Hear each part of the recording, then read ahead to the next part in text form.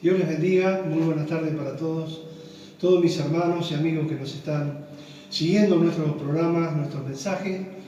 Le damos en esta tarde una gran bendición para cada uno de ustedes. Queremos ir a la palabra de Dios que en esta tarde se encuentra en el libro del profeta Isaías, en el capítulo número 45 y versículo 2. Dice así la palabra de Dios en esta tarde: mirad a mí y sed salvos todos los términos de la tierra, porque yo soy Dios y no hay más. En este pasaje encontramos una invitación celestial, una invitación a todos los seres humanos que podamos alzar la mirada a los cielos y mirad al que está sentado en el trono. Mirad a mí, dice el Señor. Esto lo dijo en los días en que su pueblo estaba viviendo un tiempo de apostasía, un tiempo de idolatría, podríamos decir también, porque se había mezclado con otras costumbres, otros pueblos, y que adoraban a muchos dioses, y entre allí mezclado el pueblo de Dios estaba siendo arrastrado a la idolatría. Entonces estaba apartando la mirada de su Dios único, de su Dios verdadero, como lo había reconocido en los días del profeta Elías, que decían Jehová es Dios, Jehová es Dios. Pero el pueblo de Israel siempre allí era arrastrado por otras costumbres, por los pueblos paganos, como sucede hoy en día también a la iglesia, porque la iglesia está viviendo en un mundo lleno de tinieblas, lleno de maldad, lleno de corrupción, y es allí también donde muchas veces hay mucho pueblo de Dios que es arrastrado, ¿no?, por las cosas de esta vida, por el materialismo, también por muchas cosas que arrastran a la idolatría. Pero el Señor nos está hablando en esta palabra y nos dice que no apartemos su mirada. Por eso el apóstol Pablo también en una de sus cartas dice, poner la mira en las cosas de arriba, no en las de la tierra, donde está Cristo sentado a la diestra de Dios. Que no bajemos la mirada, ¿no?, a las cosas de esta tierra. Sabemos que hay muchas cosas que por allí nos cautivan, nos sujetan y nos llevan a apartar la mirada del Señor. Allí encontramos un pasaje en la Escritura, en el Evangelio según San Mateo, capítulo 24, versículo 1 al 3, donde allí los discípulos le invitan al Señor a mirar los edificios del templo. Dice, cuando Jesús salió del templo, se iba y se acercaron sus discípulos para mostrarle los edificios del templo. Esto también nos da la pauta de que la mirada de ellos estaba puesta tal vez en la hermosura del templo. El templo para ellos significaba muchas cosas importantes en la vida de ese pueblo, ¿no? Pero era como que el templo era la confianza, el templo era la seguridad de poder estar cerca de Dios. El templo le daba tal vez confianza, le daba fe, pero el Señor les dijo algo como que allí opacó el brillo de lo que ellos ponían su mirada. Jesús le respondió, dice en el versículo 2 del capítulo 24 del Evangelio según San Mateo, y dice, respondiéndoles, Él les dijo, ¿veis todo esto? Lo que ellos le estaban mostrando, los edificios, el templo. Le dice, de cierto os digo que no quedará aquí piedra sobre piedra que no será derribada. Y esto me hace ver también cuando muchas veces allí ponemos nosotros el lugar donde nos congregamos, allí un poco idolatramos el lugar, ¿no? Como que es el lugar donde nosotros conocimos al Señor, es el lugar donde nosotros recibimos afecto, cariño, el amor de Cristo a través de los hermanos. Es el lugar donde comenzamos a hacer tantas cosas, a vivir nuestras primeras experiencias como hijos de Dios, el primer amor en las cosas de Dios. Y allí vemos que, el templo tiene una parte importantísima también en la vida espiritual del creyente. Pero esto nos hace ver que hoy en día Dios nos está mostrando otra cosa. Uno cuando llega y ve la casa de oración y ve los templos están vacíos, hoy los pastores estamos predicando a los asientos, algunos a las bancas, algunos a las butacas, pero los templos están vacíos. ¿Y cuánto se ha invertido para construir un templo?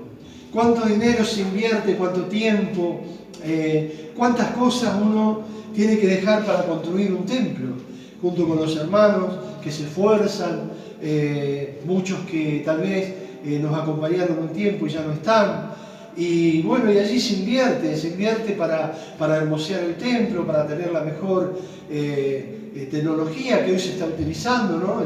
en los servicios, los templos, grandes pantallas, allí los proyectores, audio, sonido, todo lo que se necesita dentro de un auditorio, de un templo.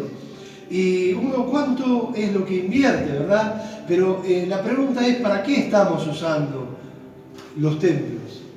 Nosotros encontramos pasajes, por ejemplo, yo estaba mirando, y cuando Jesús visitó el templo, no fue en muchas ocasiones, pero allí lo encontramos en San Juan, capítulo 2, versículo 13, en San Mateo también lo encontramos en el capítulo 1, versículo 3, y voy a mirarlo también para poder darle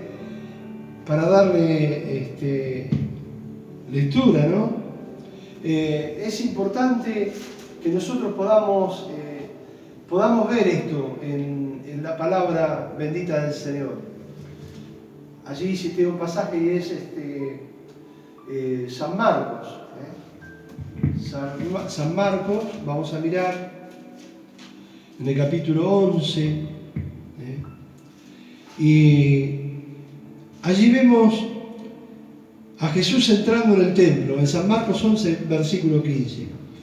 Dice, vinieron pues a Jerusalén y entrando Jesús en el templo, comenzó a echar fuera a los que vendían y compraban en el templo. Luego dice, y volcó las mesas de los cambistas y las sillas de los que vendían palomas, y no consentía a nadie que atravesase el templo llevando utensilio alguno. Y después de esto, Jesús les enseñaba algo.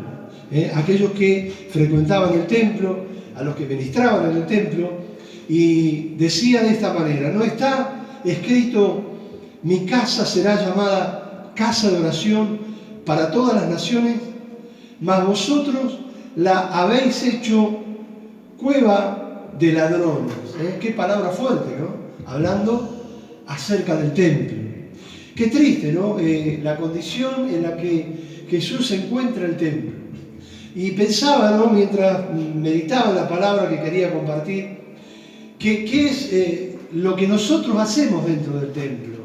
Lo que nosotros practicamos durante tantos años y cómo fuimos tal vez desviando el camino hacia el objetivo que Dios tiene sobre, ¿verdad?, el propósito del Evangelio.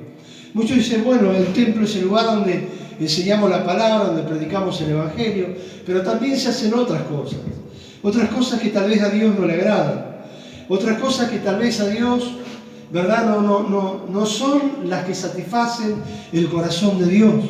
Como Jesús llegó a aquel lugar y encontró que el lugar donde se usaba para orar, para adorar a Dios, se había convertido en un mercado, donde se compraba, se truequeaba, ¿no? Porque ahí allí llevaban los animales para poder hacer los sacrificios y todo lo que se vivía en ese tiempo, ¿no? Y Jesús no le agradó y dijo, lo han convertido en cueva de ladrones.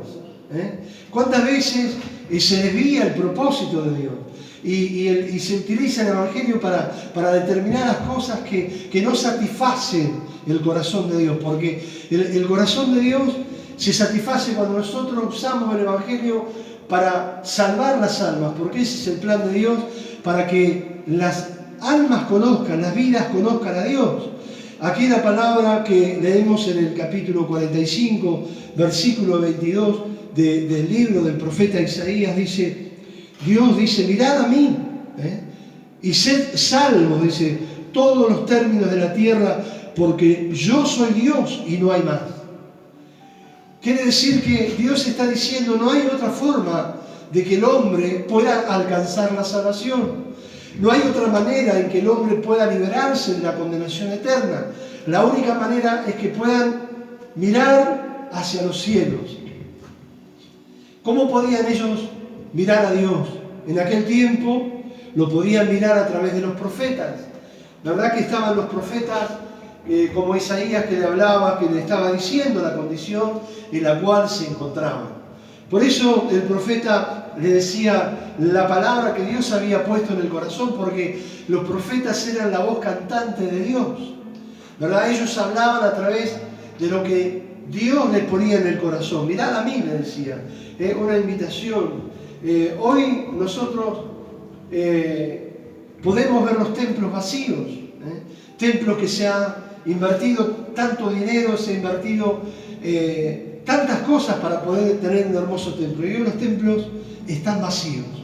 Llevamos más de 50 días de cuarentena y entramos en la cuarta etapa de cuarentena y nosotros todavía seguimos con los templos vacíos y vayan a saber cuánto tiempo más estarán los templos vacíos. Y muchas veces, predicando en este lugar, yo me sentía un poco mal a veces los días de semana porque a veces le predicaba muchas veces a los bancos vacíos. Muchas veces prediqué y me preguntaba por qué, pero no sabía para qué. Dios me estaba preparando porque sabía que vendría un tiempo en que tendría que predicarle a la iglesia vacía. Entonces hoy me doy cuenta por qué Dios me preparaba durante todo ese tiempo y a veces me ponía mal, a veces decía, ¿por qué vengo? Porque un mensaje no es fácil predicarlo, cuesta.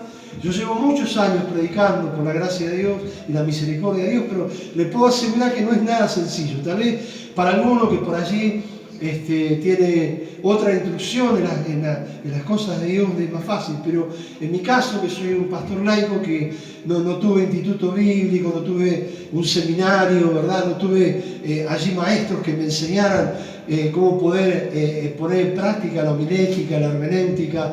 Todo esto lo he aprendido a través, ¿verdad?, de estudiar algunos libros, prepararme en oración, buscar a Dios, buscar la palabra, pero todo esto lo que Dios me ha dado es para que yo pueda compartirlo, porque Dios me lo ha puesto en mi corazón, porque Él me llamó a poder transmitir el Evangelio. Yo decía, ¿cómo puedo transmitir el Evangelio si yo no entiendo, no sé nada? Así que durante muchos años trabajando en lo secular y trabajando en la obra, porque llevamos 34 años predicando el Evangelio en las iglesias como pastores, y otros tantos que también lo hice como líder en la iglesia, como principiante en la iglesia también, ¿no? Aquí en Matar.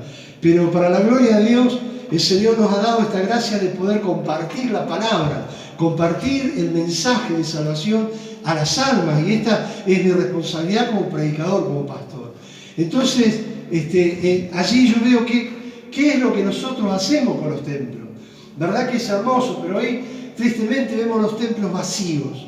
Y bueno, es un templo no muy grande, es un templo tal vez para unas 240 personas, poco más, poco menos, pero es un templo pequeño, para templos donde albergan a miles de personas, donde hay pastores que tienen que predicar a miles de butacas vacías. Y eso entristece. ¿Cuánto cuesta mantener un lugar, ¿no? ¿Cuánto cuesta mantener un templo, mantener un lugar de predicación? Porque los templos están vacíos, pero hay que seguir costeando los gastos del templo. Entonces, hoy tenemos los templos vacíos. ¿Pero por qué llegamos a esto, verdad? Yo pensaba, porque siempre digo que atrás de todo siempre hay un porqué, un para qué, un propósito, para aprender algo, para poder pensar que debemos saber lo que hacemos con los templos, que es el lugar donde se alaba a Dios, donde se predica la palabra, donde se enseña la palabra, donde se reciben las personas que vienen llegando a conocer el Evangelio. Entonces debemos tener mucho cuidado con lo que hacemos en los templos. Los templos no son para el beneficio personal de nadie. El templo es para alabar a Dios, es para bendecir al Señor, es para exaltar el nombre de Jesucristo. Entonces, el Señor, nuestro Dios, le decía a aquellos que allí estaban contemplando el templo como algo que les traía orgullo, y decían, mirad los edificios del templo, mirad, porque el Señor salía del templo, vio lo que estaba dentro del templo, pero el Señor le dijo, no quedará piedra sobre piedra, todo eso iba a ser derribado, iba a ser destruido. Entonces era como que se le opacaba a ellos ese brillo de fe, de esperanza, de orgullo por lo que ellos habían hecho, ese templo tan hermoso, ¿verdad? Lo que muchas veces pasa también hoy en día, ¿a quién tiene el mejor templo? La mejor imagen que podemos dar. Pero lo importante de todo no es el templo, no es el edificio. Lo importante de todo es que la presencia del Señor habite en esa casa, habite en nuestras reuniones, habite en nuestros servicios, habite en nuestra palabra, que nosotros podamos transmitir, podamos predicar, que no sea nuestra palabra. Yo siempre digo, Señor, no permitas que de mi boca salgan palabras de hombre, porque mi palabra no sirve, pero sí es tu palabra. Tu palabra va a restaurar, tu palabra va a edificar, tu palabra va a sanar, tu palabra va a salvar, tu palabra va a romper las cadenas del pecado, tu palabra va a libertar al que está oprimido, tu palabra va a dar vista a los ciegos, tu palabra va a desatar la lengua del mudo, tu palabra va a hacer cosas extraordinarias. Así es tu palabra, Señor, ¿verdad? Que Dios envíe su palabra a nuestro corazón para que nosotros de nuestro corazón podamos llevar la palabra al pueblo de Dios. Entonces, en aquellos días tenían a los profetas, pero hoy nosotros tenemos a Jesucristo para poder, ¿verdad?, mirar a Dios. Nosotros podemos mirar allí a nuestro Dios a través de Jesucristo.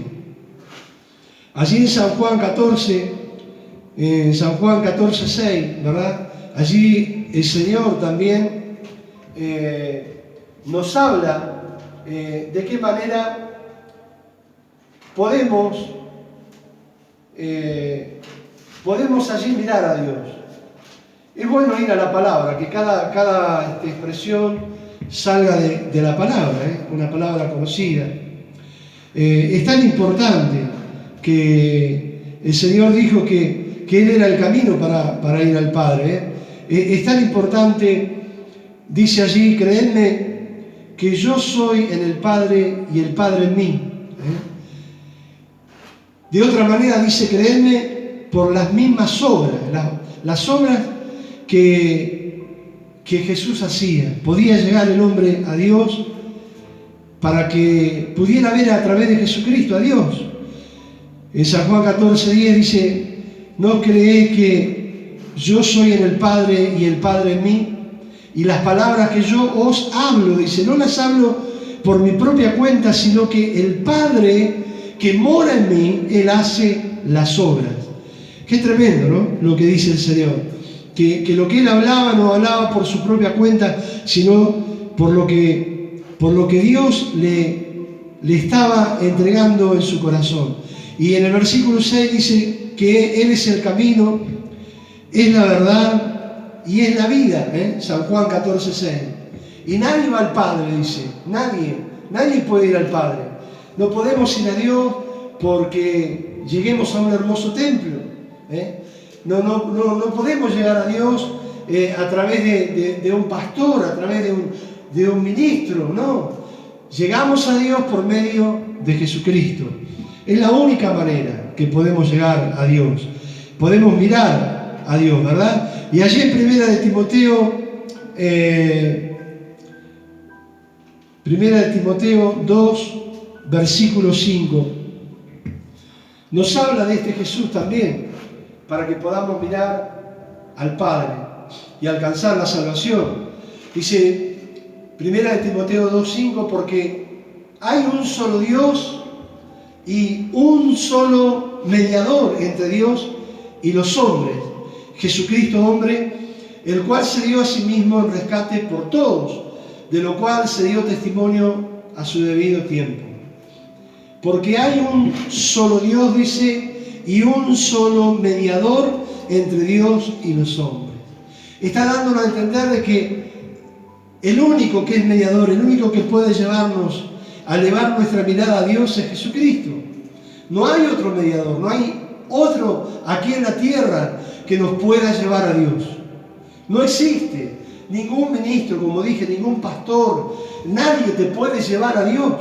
La Escritura lo dice claramente que hay un solo mediador, uno. Así lo dice 1 Timoteo 2, versículo 5. Te lo vuelvo a repetir. Hay un solo mediador. Si alguien te dice, podés ir a Dios por medio de la religión, por medio de esto, mentira, porque la palabra de Dios dice que hay un solo mediador. Uno solo es el que subió a la cruz del Calvario, es el que dio su vida en rescate por toda la humanidad. Uno solo es aquel que derramó su sangre en la cruz por nosotros. Uno solo es el que bajó a las partes más profundas de la tierra y le arrebató las llaves al que tenía el imperio de la muerte y al tercer día resucitó de entre los muertos. Uno solo es aquel que se presentó con pruebas indubitables a más de 500 personas a la vez, que entró donde estaban los discípulos reunidos después que él resucitó al tercer día y le dijo: paz a vosotros. Uno solo es aquel que vinieron los ángeles del cielo, según relata en el libro de los Hechos, y allí se lo llevaron en una nube a los cielos y fue entronado y se le dio un nombre que es sobre todo nombre, para que en ese nombre se doble toda rodilla de lo que está en los cielos, en la tierra y debajo de la tierra. Ningún otro hay salvación. ¿Y sabés cuál es ese nombre? Es Jesucristo. Ese mediador es Jesucristo, no hay otro.